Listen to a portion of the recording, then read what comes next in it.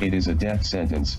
A BC man living with Lou Gehrig's disease is now fighting to stay in his own home for treatment. I don't know where I'm supposed to go to buy it. Kamloops.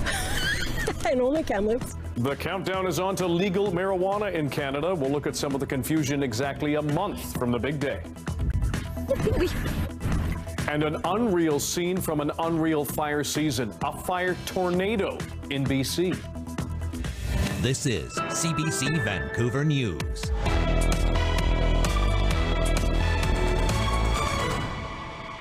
Good evening. Thanks for joining us. A Powell River man already living with a debilitating illness is struggling to stay at home and out of a residential care facility. Sean Tagert has ALS, also known as Lou Gehrig's disease.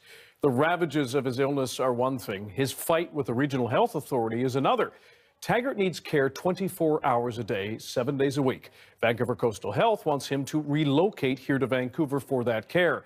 Tagert wants to stay in Powell River, the community where he and his family and some friends are there to support him. Bill Puri with our investigative unit has his story. Your daddy? Yeah. When everything was easy, Sean Tagert and young Aiden regularly made memories like most fathers and sons. Yeah. Chest, right here. Now everything's a challenge. 40-year-old Sean has Lou Gehrig's disease. He can't walk, breathe on his own, feed himself, or talk. I've been able to set my home up with everything I need. The former heavy-duty mechanic needs care 24 hours a day. This is sauerkraut. I'm just going to dump in. Vancouver Coastal Health pays for a portion of that care, 15.5 hours per day. Sean pays for the rest out of his own pocket to ensure someone is with him around the clock. His savings have been exhausted. The health authority has suggested he move into residential care. But no medical facility in Powell River is equipped to handle Sean's needs. So that means relocating to Vancouver.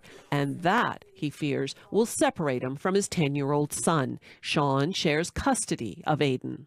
Nowhere for my son to stay, effectively ending my relationship with my boy. It is a death sentence. Sean has managed to live at home thanks to a lot of support. His sister bought this house with him just for that reason. She lives upstairs with her family. Sean lives on the ground floor. Hey, buddy. Their mother lives close by and visits daily. These people need to be cared for like human beings at home, among family, and part of their communities. They should not be excluded and warehoused away. Sean's family has deep roots in the community. His mother, sister, aunts, uncles, other family, friends all live here. And the community itself has rallied to help, raising funds to refit his house and to pay for his medical equipment. Sean suffers with excessive oral secretions and requires constant suction so he doesn't drown in his own fluids. It was a major hurdle in keeping him at home. A Powell River dentist worked to design an industrial suction machine that runs 24 hours a day on dual pumps. I thought to myself, who are the kings of spit? It's the dentist. He'll know what to do. And he did. Stephen Burns is Sean's family physician. The level and quality of care he's getting at home is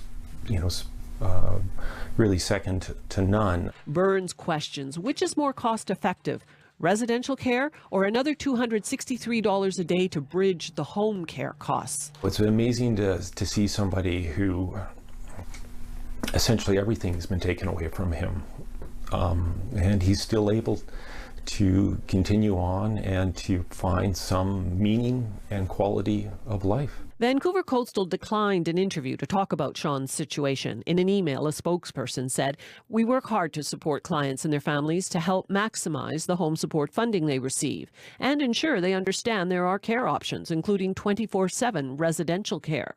Sean was diagnosed 4 years ago. The ALS Association says usually people are diagnosed in their mid-50s, and only 20% live 5 years or more. Sean is determined to beat the odds and do so in Powell River. I am not a number here, not just another ALS victim. I'm Sean. I'm a father. I'm a local. The collection of videos he's compiling, he hopes, will help Aiden never forget his dad before ALS changed their lives forever. I do like your castle. You do? Yeah. How old are you, Aiden? 5. Love you. Thank you. And Bill Puri joins us now with an update. Bill. River late last week, there's been a development. Sean Tagert has heard from Vancouver Coastal Health, and it's offered to increase his home care funding to 20 hours per day. So that would be up from the 15.5 hours. It's an improvement, and it'll help make care more manageable, but that still leaves a 4-hour gap. Vancouver Coastal wants to meet with Sean to discuss ways, it says, to stretch the 20 hours of funding into 24 hours. Now, I talked to Sean's mother earlier today, and she told me he's broke. So the option is finding caregivers who will settle for lower wages. But you have to keep in mind, you just saw he needs highly skilled care aides because he has very complex care needs. Thank you, Bill. Bill Puri reporting live for us tonight. And what you saw was an original story brought to us by you, our CBC viewers, listeners, and readers.